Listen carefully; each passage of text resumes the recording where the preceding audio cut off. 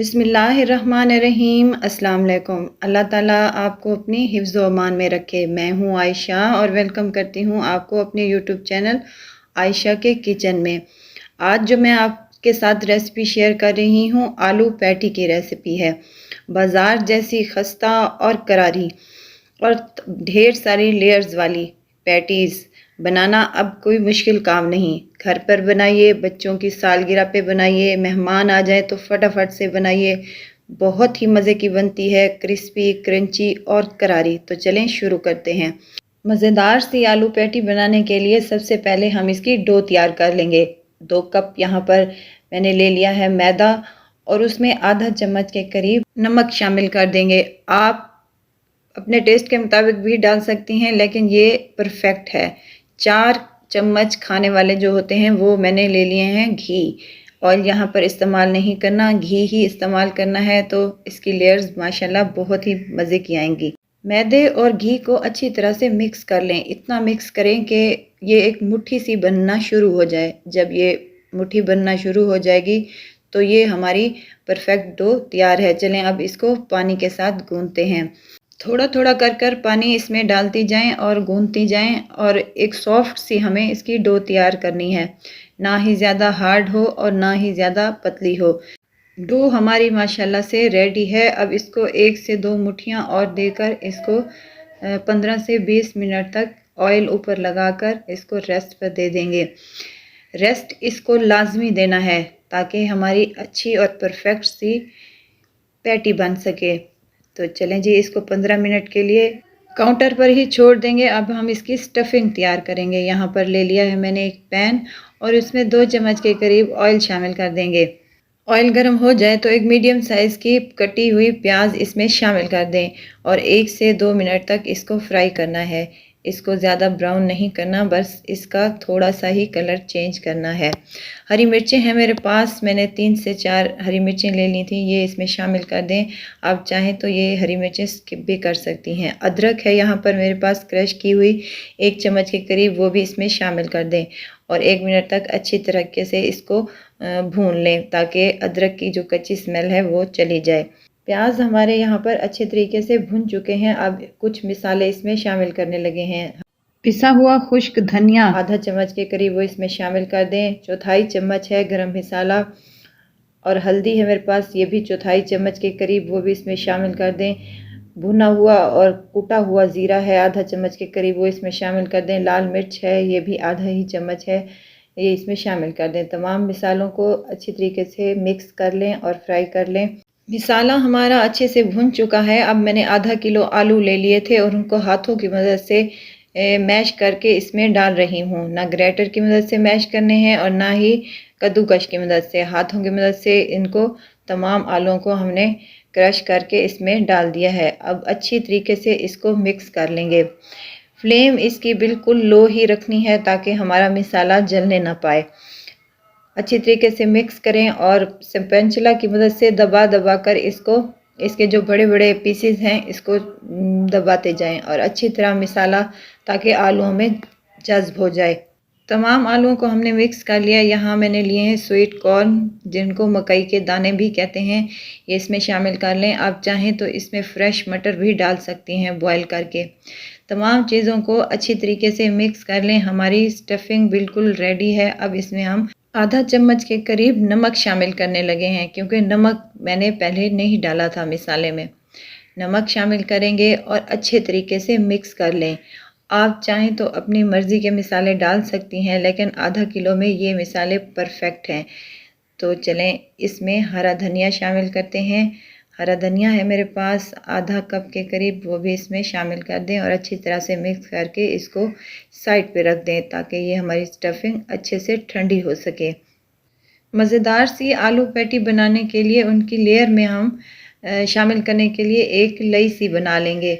2 चम्मच यहाँ पर मेरे पास है मैदा और 3 से 4 चम्मच मैंने इसमें घी शामिल किया है और अच्छी तरीके से इसको फेंट कर मिक्स कर लेना है ताकि हमारा अच्छा सा एक पेस्ट बन जाए और लेयर में लगाने के लिए बहुत ही ज़बरदस्त ये हमारा पेस्ट तैयार है। थोड़ा सा मुझे घी कम लग रहा है तो 1 चम्मच मज़ीद हम इसमें घी शामिल कर लेंगे। तो हमारा घोल ये तैयार है। इसको साइड पे रख देंगे।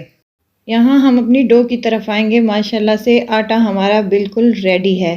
तो चलें इसको हम अपनी काउंटर पर ले आएंगे। थोड़ा सा मैदा डस्ट करेंगे और एक बड़ा सा हम इसको रोल तैयार कर लेंगे। रोल तैयार करने के बाद हम इसकी कटिंग कर लेंगे और इसके छोटे छोटे से पेड़े बना लेंगे। आप चाहें तो बड़े भी बना सकती हैं, लेकिन छोटे बनाएं तो ज़्यादा बनेंगे। यहाँ पर एक पेड़ा रेडी है, इसी साइज़ के पेड़े बना लें और इसी तरह एक एक करके तमाम पेड़े हमने यहाँ पर बना लेने हैं। पेड़े हमारे रेडी हैं माशाल्लाह से। अब एक पेड़ा उठाएंगे और इसे मैदा डस्ट करके काउंटर पर ही इसको हम बेल लेंगे। बेलन की मदद से इसे पतली सी एक रोटी बेल लें। एक रोटी हमारी रेडी है, इसी तरह दूसरी रोटी भी बेल लें। अब जो हमने यहाँ पर मैदा और घी वाली मिक्सचर बनाया था, वो इसका एक चम्मच उठाकर इसी रोटी पर, तमाम रोटी पर लगा लेंगे। चम्मच की मदद से लगाएं या हाथों की मदद से लगाएं। मुझे चम्मच से ज़्यादा मज़ा नहीं आ रहा था तो मैं हाथ से ही लगा लूँगी। हाथों की मदद से इसको अच्छी तरह से फैला लें। अब इस रोटी के ऊपर खुश्क मैदा डस्ट करें और इसके ऊपर दूसरी रोटी बेली हुई इसके ऊपर रख दें। इसी तरह तमाम रोटियां एक दूसरे पर रखती जाएं और घी और मैदे वाला जो मिक्सचर बनाया था वो एक एक चम्मच इसके ऊपर लगाती जाएं और खुश्क आटा लगाकर इसको दबाती जाएं। तमाम रोटियां ऐसे ही बेल कर एक दूसरे के ऊपर रख कर तमाम रोटियों को ऐसे ही हमने बेल लिया है। यहाँ पर रोटियां हमारी 7 से 8 पेड़े थे जिनकी मैंने रोटियां बेल ली हैं। 7-8 लेयर्स इसकी माशाल्लाह से बनेगी। तो जनाब तमाम इसको रोटी को अब एक बड़ी रोटी की शेप दे देंगे। यहाँ पर हमारी ज़रूरत नहीं है कि हम एक एक को बेलें, हम इकट्ठी ही सारी बेल लेंगे। अगर आपको मेरी वीडियो अच्छी लग रही है तो लाइक करें, सब्सक्राइब करें और साथ में बेल आइकन के बटन को भी ज़रूर प्रेस कर दिया करें ताकि मेरी हर नई आने वाली वीडियो आप तक पहुंचती रहे। तमाम रोटियों को हमने बेल कर एक बड़ी रोटी की शेप दे दी है। अब जिस साइज़ की पैटी बनानी हो आपने उस साइज़ में रोटियों को काट लेना है। मैंने यहाँ पर डब्बे का ढक्कन लिया है। ढक्कन की मदद से तमाम रोटी को हम काट कर जिस साइज़ की आपको पैटी चाहिए हो उसी साइज़ में आप काट लें। तमाम यहाँ पर मैंने पैटीज़ काट ली हैं। बाकी जो ये हमारी डो बची है इसको ज़ाया नहीं करना, बल्कि इसको दोबारा बेल कर हम और पैटीज़ तैयार कर लेंगे। अब 1 से 1.5 चम्मच के करीब हमने स्टफिंग लेनी है अपनी मज़ेदार सी आलू वाली, वो इसके ऊपर रखनी है और दूसरी साइड उठाकर इसके ऊपर लगाकर इसको दबा लें। थोड़ा सा पानी लगा लें और इसके किनारे अच्छे तरीके से दबाकर इसको एक पैटी की शक्ल दे दें। तो ये देखें जी हमारी बहुत ही मज़ेदार सी और यमी सी पैटी तैयार है। इसी तरह हम तमाम पैटीज़ को रेडी कर लेंगे। तो यहाँ हमने अपनी तमाम पैटीज़ रेडी कर ली हैं। ऑयल मैंने पहले ही गरम करने के लिए रख दिया था। मीडियम टू लो फ्लेम पर इसको फ्राई करना है, हाई फ्लेम पर बिल्कुल भी फ्राई नहीं करना। एक एक करके तमाम पैटीज़ को हम कढ़ाई में शिफ्ट कर देंगे। बबल्स से पता चल रहा है कि मेरा ऑयल कितना गर्म है। तो चलें जी 3 से 4 मिनट लगेंगे इसकी एक साइड को पकते हुए, क्योंकि फ्लेम हमने बिल्कुल लो ही रखी है। लो फ्लेम पर इसको 5 मिनट तक एक साइड को पका लें, 5 मिनट दूसरी साइड इसकी चेंज कर लें। उलटते पुलटते रहें ताकि तमाम अतराफ में पैटीज़ के ऑयल जा सके और ये अच्छे से फूलकर तैयार हो जाएं। तो माशाल्लाह से 10 मिनट के बाद इनका कलर ये हो गया है और ये कितनी मज़ेदार सी फूलकर इनकी लेयर्स बिल्कुल वाज़े नज़र आ रही हैं माशाल्लाह से। मज़ीद कलर देने के लिए इनको 1 से 2 मिनट तक मज़ीद फ्राई कर लें ताकि इसका बहुत ही प्यारा और अच्छा मज़ेदार सा कलर आ सके। इसी तरह हम तमाम पैटीज़ को फ्राई कर लेंगे।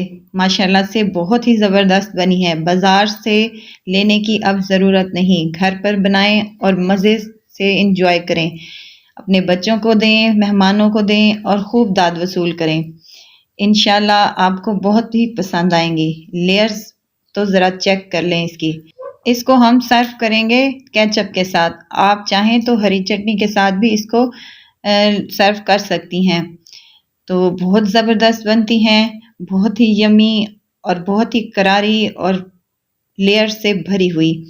ज़रूर ट्राई कीजिएगा और मुझे दुआओं में ज़रूर याद रखिएगा। खुश रहें, खुशियाँ बांटें। इजाज़त चाहती हूँ। फिर मिलूँगी इंशाल्लाह एक नई और मज़ेदार सी चटपटी रेसिपी के साथ। आयशा को दीजिए इजाज़त। अल्लाह हाफ़िज़।